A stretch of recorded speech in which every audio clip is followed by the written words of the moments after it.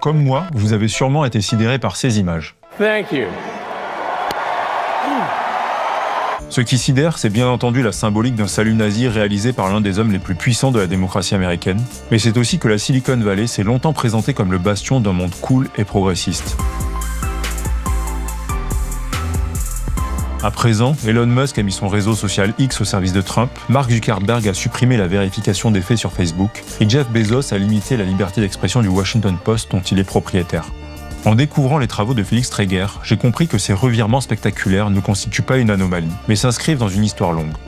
Félix Traeger est chercheur associé au Centre Internet et Société du CNRS et membre de la Quadrature du Net, une association qui défend les libertés fondamentales dans le domaine du numérique.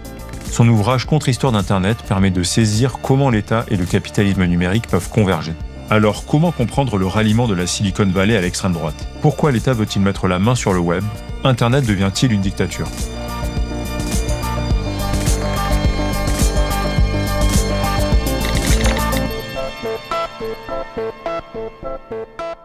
Le soutien assumé d'une partie de la Silicon Valley à l'extrême droite a été l'un des faits les plus stupéfiants de ces derniers mois. Pour Félix Traeger, c'est le signe d'un changement d'époque. Ce qui est intervenu et qui marque un changement d'époque ces derniers mois, c'est en fait le fait que l'administration démocrate de Joe Biden ait tenté, suite à 2016 et justement au fait que notamment Facebook avait pu être instrumentalisé par Trump pour armer ses stratégies propagandaires. En tout cas, c'est ce que tendait à documenter le scandale Cambridge Analytica. Facebook and many other companies are doing the same thing. They're using people's personal information to do highly targeted product and political advertising. And Facebook is just the latest in a never-ending string of companies that vacuum up our data but fail to keep it safe. Il y a l'idée aux États-Unis, au moment où Biden arrive au pouvoir en 2020, que ces entreprises ont pris trop de pouvoir, qu'elles doivent être régulées, et tout un tas des patrons de la Silicon Valley l'ont vu d'un très mauvais œil. C'est ça qui explique à quel point la Silicon Valley aujourd'hui, y compris dans des entreprises qui se présentaient comme progressistes plutôt à gauche, assume de s'acoquiner avec Trump.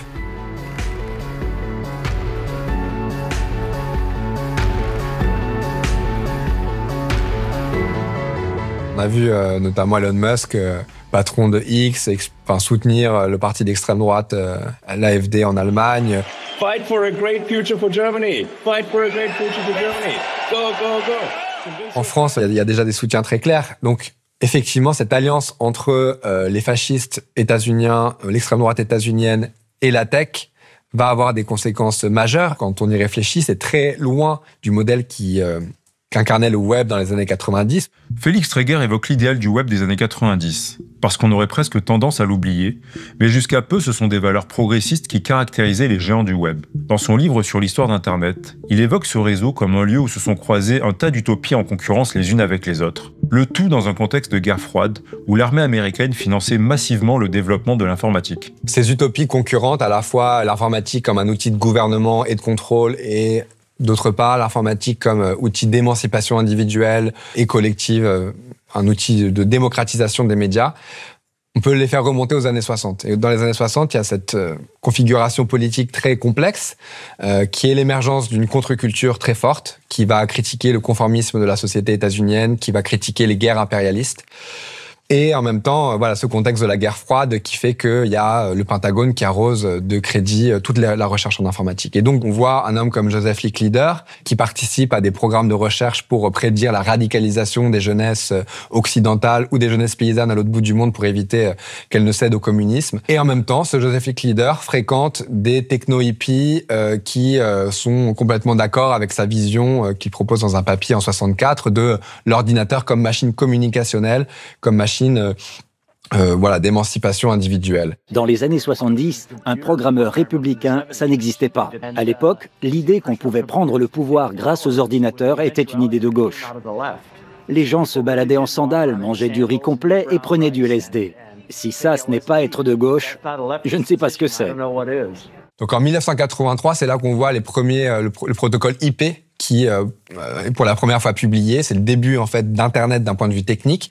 Et il y a une autre innovation qui est fondamentale, c'est en 1990 l'avènement du web, tout un tas de protocoles qui vont permettre de publier des contenus sur Internet et de créer des sites web, là où avant c'était de la ligne de commande un peu compliquée. Et ça va permettre du coup de rendre cet espace communicationnel qu'est Internet accessible à beaucoup plus de monde. D'où une démocratisation très rapide, très forte dans les années 90. Ces utopies d'émancipation ont même guidé ceux qui semblent en être devenus les fossoyeurs. Our enemies shall talk themselves to death, but we will bury them with their own confusion. We shall prevail. On January 24th, Apple Computer will introduce Macintosh. And you'll see why 1984 won't be like 1984. D'un côté, il y a donc une contre-culture hippie qui a notamment marqué les principaux acteurs de la tech, comme le fondateur d'Apple, Steve Jobs.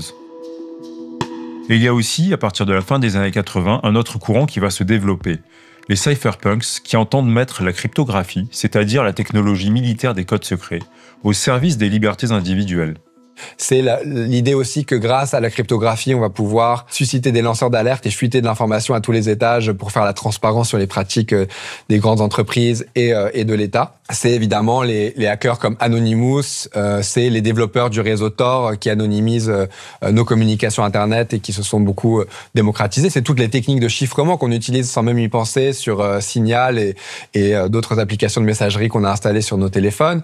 C'est Wikileaks. Assange est tout jeune hacker australien quand il fréquente au tournant des années 80 à la mailing list des cypherpunks, et Wikileaks débarque à partir de 2006 à ses grandes révélations autour de 2010, et c'est sans doute l'un des projets politiques les plus marquants qui décline un peu les projets en germe dès les années 80 au sein des cypherpunks.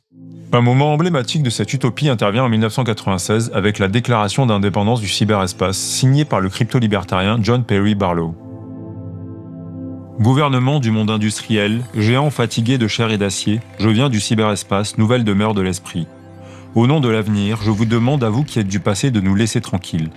Nous créons un monde où chacun, où qu'il se trouve, peut exprimer ses idées, aussi singulières qu'elles puissent être, sans craindre d'être réduit au silence ou à une norme. Comment comprendre qu'Internet, longtemps guidé par des utopies émancipatrices, soit devenu un bras armé de forces politiques réactionnaires? C'est là où l'analyse de Félix Tréguer est passionnante. Pour comprendre ce qui arrive aujourd'hui, il fait remonter sa contre-histoire d'Internet, non pas aux années 80 ou 90, mais à l'invention de l'imprimerie. En fait, on a souvent comparé la révolution associée à Internet dans la manière de transformer les pratiques communicationnelles à ce qui avait pu se produire à partir du XVe siècle, s'agissant de l'arrivée de l'imprimerie. Il y avait d'abord la volonté de voir si cette analogie était juste, et puis en fait de revenir à un moment fondateur pour les États modernes et de replacer en fait Internet dans une longue histoire des moyens de communication et de leur régulation par l'État moderne. Une des notions centrales avec laquelle vous lisez ce qu'est Internet, c'est l'espace public, qui est un terme à la fois très commun et finalement un peu éthéré. Alors, c'est quoi concrètement un espace public? En quoi l'imprimerie, c'est peut-être aussi un début d'espace public? L'espace public, ça renvoie en fait à l'émergence d'un espace conceptuel en réalité qui s'incarne dans des pratiques communicationnelles, que ce soit les salons littéraires, que ce soit évidemment la presse qui se développe, les journaux, et plus tard évidemment d'autres moyens de communication. Un espace dans lequel on va pouvoir critiquer le pouvoir.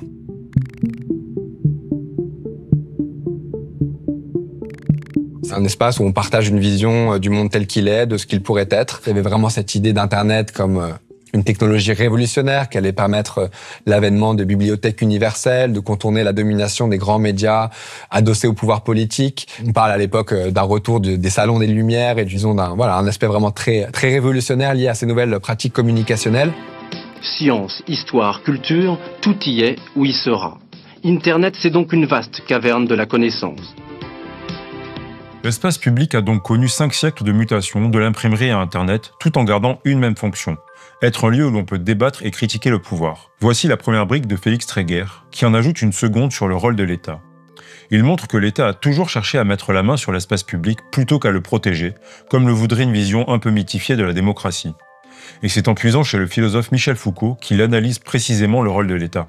On a souvent coutume de penser l'État comme cette entité un peu abstraite, très surplombante, un bloc homogène qui régirait la société. Foucault, il permet d'aller plus loin et de complexifier ça. Il voit pas l'État comme un bloc, comme une organisation homogène. Il voit ça surtout comme une rationalité, un type d'approche, de rapport au monde qui vise, et c'est ça qu'il explique, c'est ça la rupture qui marque l'avènement de l'État moderne à partir du XVIe, du XVIIe siècle. Donc il y a cette forme de rationalité très froide, très calculatrice et qui vise à produire le plus de richesse possible, avoir une population la plus docile Foucault permet de mieux cerner l'essence de l'État, parce qu'il montre qu'il y a une permanence, le fait que l'État cherche à accroître son pouvoir pour se perpétuer, mais qu'au cours de l'histoire, la forme de ce pouvoir a connu des mutations. Foucault distingue ainsi ce qu'il appelle 3 grands régimes ou 3 économies de pouvoir qui se sont succédés à travers le temps. Le premier est celui qu'il appelle féodal, qui s'exerce par une violence ostentatoire. On peut par exemple être châtié en place publique. Un deuxième régime de pouvoir naît à partir de l'essor du capitalisme industriel au XIXe siècle. Foucault l'appelle disciplinaire parce qu'il passe par la surveillance et le dressage des corps dans des lieux clos comme l'école, l'usine, la caserne ou la prison. Et enfin, le dernier régime de pouvoir émerge à la fin du XXe siècle. Foucault le qualifie de sécuritaire, et c'est dans celui-ci qu'Internet s'inscrit. Et là, on n'est plus comme dans le régime disciplinaire dans des espaces fermés. L'espace du pouvoir va s'élargir. On est dans un espace ouvert où ce qu'il s'agit de réguler, ce sont les flux de marchandises, ce sont des flux de personnes, des flux d'idées aussi et de données. Internet incarne donc un nouveau visage de l'espace public à l'heure du régime sécuritaire, celui qui caractérise les sociétés ouvertes. Pour moi, le brio de Félix Tréguer est ici. Il nous permet, en puisant dans les outils de Michel Foucault, de comprendre la dynamique profonde qui a amené les États à vouloir contrôler Internet. Et cette mainmise va être rendue possible par le moment charnière des attentats du 11 septembre 2001. Dans les années 90, les États ne savent pas du tout comment ils vont faire pour réguler Internet. C'est un moyen de communication transfrontière avec des données numériques. On n'arrive pas à identifier qui sont les émetteurs des messages. On ne sait pas encore identifier les destinataires des messages. Et donc, il y a vraiment une crise de ce que Foucault appellerait les arts de gouverner. Et notamment ces techniques de pouvoir associées à l'espace public médiatique. Je pense que l'une des crises majeures qui marque un peu l'entrée de l'espace public médiatique dans ce pouvoir sécuritaire, c'est les attentats de New York en septembre 2001 et la crise antiterroriste qui s'ouvre alors et qui va faire en sorte que des formes de surveillance massive d'Internet vont se mettre en place, que peu à peu des nouvelles modalités de censure vont être remises en selle pour trouver les moyens de réguler cet espace. George Bush a signé la nouvelle loi dite patriote. Ce texte donne aux autorités fédérales plus de latitude en matière d'écoute téléphonique, de traque sur Internet, de répression contre le... Évidemment, la manière dont l'État s'adapte pour réguler Internet passe par de nouveaux partenariats avec des nouveaux acteurs du capitalisme informationnel, que sont les grands acteurs de l'économie numérique, qui, à partir des années 2010, sont venus à caracoler en tête des plus grandes capitalisations boursières au niveau international, et qui sont aujourd'hui des entreprises comme Microsoft, comme Google, comme Meta et d'autres encore. Pour penser la mutation d'Internet au XXIe siècle, Félix Tréguer s'appuie sur le travail de l'américaine Shoshana Zuboff, une professeure à Harvard qui a parlé d'âge du capitalisme de surveillance. The question is, who knows that information? Who decides who knows? Who decides who decides who knows?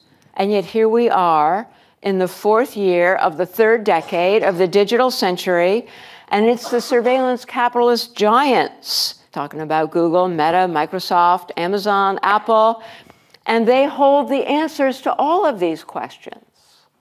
Though we never elected them to govern. I don't remember electing them, do you? Do you? Le capitalisme de surveillance, c'est vraiment en fait une prolongation de logique qui existait déjà dans le capitalisme visant à surveiller les consommateurs pour les cibler au mieux et les faire consommer le plus possible. Et c'est en fait l'émergence d'un modèle fondé sur la collecte massive de données personnelles des utilisateurs et utilisatrices des services Internet pour leur proposer de la publicité ciblée. Et c'est un modèle économique qui va commencer à s'imposer à l'instigation de Google.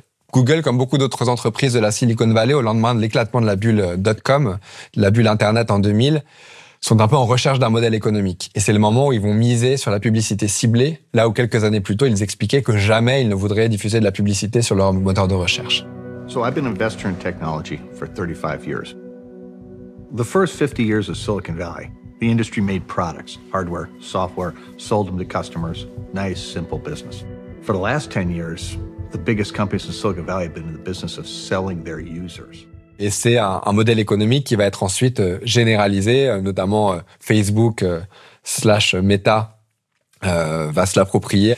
Et c'est devenu un peu l'un des carburateurs du capitalisme contemporain, puisque ces grandes entreprises qui ont misé sur la publicité ciblée sont aujourd'hui parmi les plus puissantes au monde. Et ce modèle économique a contribuer à mettre en place des infrastructures communicationnelles extrêmement centralisées, sur lesquelles se déploie non seulement de la surveillance, mais aussi des pratiques de censure très problématiques. Et c'est comme ça que naît le capitalisme de surveillance associé à Internet et aux grandes plateformes numériques contemporaines. Justement, la théorie de Shoshana Zuboff du capitalisme de surveillance, elle est pertinente, mais elle vous semble incomplète, puisqu'elle oublie à vos yeux ce que vous appelez la relation symbiotique entre le capitalisme et l'État.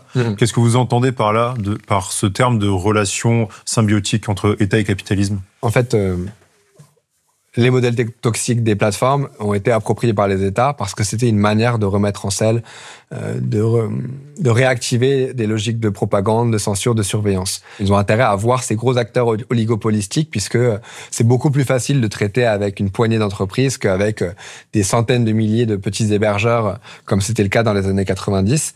Et donc, il y a effectivement cette relation symbiotique qui s'est instaurée. Peut-être la meilleure illustration de cette connivence, de cette relation symbiotique, c'est une diapositive fuitée par Edward Snowden, le lanceur d'alerte de la NSA, qui concerne les captations de données par le FBI et d'autres agences de renseignement, des données détenues par les grandes entreprises informatiques aux États-Unis. Et on voit les dates auxquelles Apple, Facebook, Google, Microsoft ont rejoint le programme. Et grâce aux documents Snowden, on documente à l'époque la manière dont ces puits à données personnelles sont mobilisés de manière extrêmement fréquente, systématique, par le renseignement et la police aux États-Unis pour surveiller tout un tas de choses à des fins parfois légitimes, évidemment, et parfois à des fins de surveillance politique et à des fins beaucoup moins légitimes.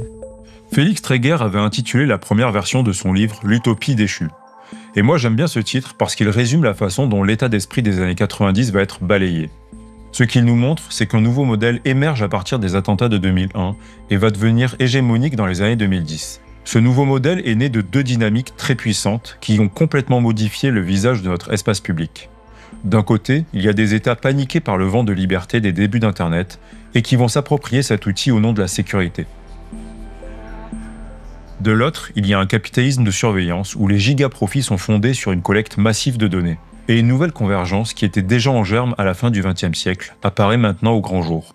Elle est d'ordre idéologique, car ces acteurs partagent avec une nouvelle extrême droite la haine de l'État redistributeur et le culte du marché. Ce qui est très curieux, c'est que ces anciens techno-hippies passés propagandistes de l'informatique en réseau sont au début des années 90 très proches d'une partie du Parti républicain. C'est déjà à l'époque de ce qu'on appelle les guerres culturelles aux États-Unis où il y a une réaction très conservatrice de la part du Parti républicain qui va remettre en cause par exemple le droit à l'avortement, la pornographie et tout un tas de choses qui évoquent beaucoup des controverses actuelles. Et on voit comme ça une alliance en fait entre des hommes politiques extrêmement conservateurs, racistes, très pro-marché, anti-État, comme l'État étant vu comme une entité redistributrice très problématique, l'État social-démocrate, disons, et ces figures techno-hippies repenties qui sont converties dans l'économie numérique. Et précisément, une figure comme Elon Musk, qui aujourd'hui est centrale, est-ce qu'on peut dire qu'il hérite de ça ? De quelle mouvance il hérite ? Alors Elon Musk est une autre figure qui est sans doute encore plus paradigmatique de ces courants idéologiques, qui est Peter Thiel, fondateur de PayPal, qui est l'un des premiers soutiens dans la Silicon Valley de Donald Trump à partir de 2016. I'm Peter Thiel. I build companies and I support people who are building new things, from social networks to rocket ships. I'm not a politician, but neither is Donald Trump. He is a builder. And it's time to rebuild America. Et la raison pour laquelle ces idéologies très droitières, conservatrices, racistes prennent corps dans la Silicon Valley, c'est aussi lié aux positions sociales de ces acteurs qui sont la plupart des hommes blancs en position de pouvoir, qui ont l'impression d'être des génies, qui innovent grâce à leur QI extrêmement élevé. Et donc il y a cette idée comme ça d'homme génial qu'il ne faudrait surtout pas brider à travers la réglementation, à travers des législations visant à garantir l'intérêt général. Et donc voilà, c'est un processus, une volonté d'accumuler un maximum de richesses et de les conserver contre toute tentative de régulation ou de redistribution. This is the chainsaw for bureaucracy. Chainsaw!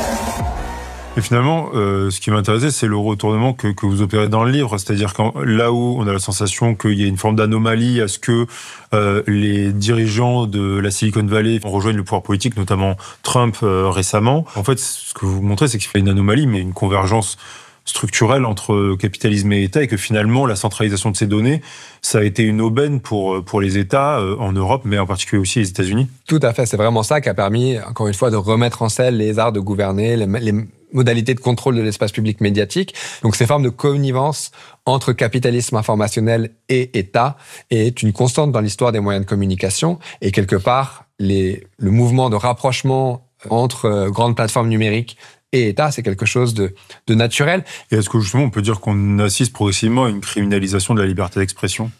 En tout cas, il y a énormément de recul de la liberté d'expression, à la fois qui sont le fait des plateformes. Aujourd'hui, par exemple, les discours pro-palestiniens sur les réseaux sociaux font l'objet d'une censure très intense, très problématique du point de vue de la liberté d'expression. Et puis, on a vu aussi beaucoup de lois passer pour remettre en cause tout un tas de garanties qui avaient été défendues ou conquises par les luttes démocratiques des décennies et des siècles passés. Là où ces vidéos de danse faisaient des millions de vues, ces vidéos de manifestations font un bide.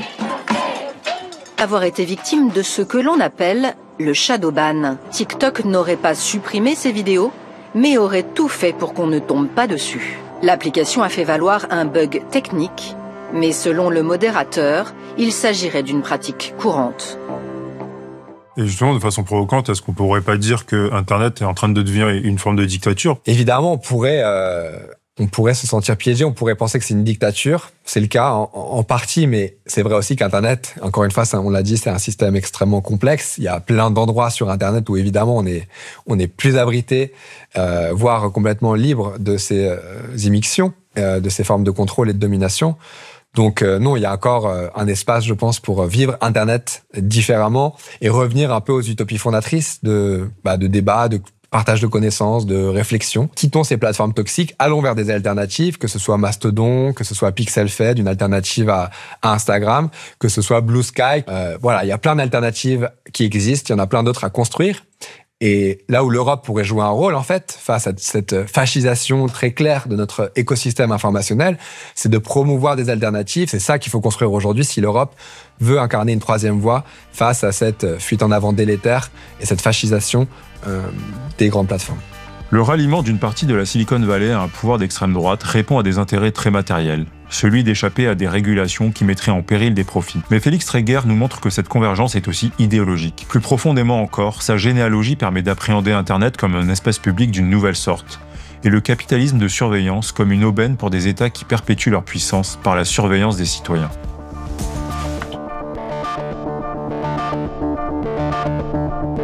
Pour aller plus loin, mes sources sont en description.